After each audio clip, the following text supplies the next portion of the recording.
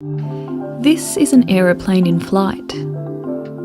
So what makes it stay up in the air? To understand the basic physics of flight, let's have a look at the properties of air. In particular, air pressure. Air is made up of many small molecules like this. Air molecules are made up of many tiny atoms.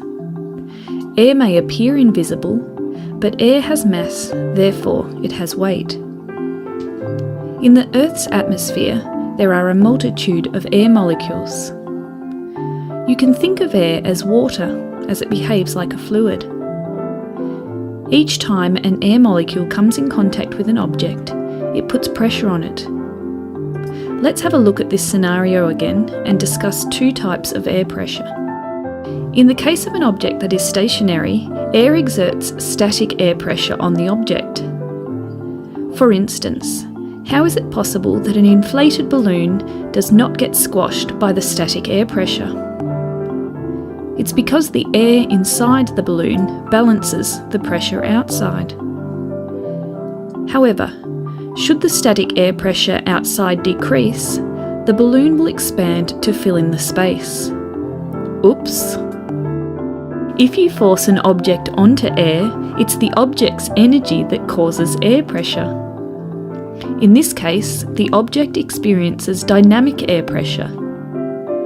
For instance, when you stick your head out of a moving bus, the wind resistance you feel on your face is dynamic air pressure. So, static air pressure plus dynamic air pressure make up total air pressure. What this formula suggests is that, for a constant value of total air pressure, if dynamic air pressure goes up, static air pressure must go down, and vice versa. If you observe air flowing through a tunnel like this, you will notice that static air pressure is applied to the walls of the tunnel, as represented here by the red arrows. For a straight and even tunnel, the static air pressure is equal throughout. But if you reduce the width of the tunnel and observe the airflow, something interesting happens.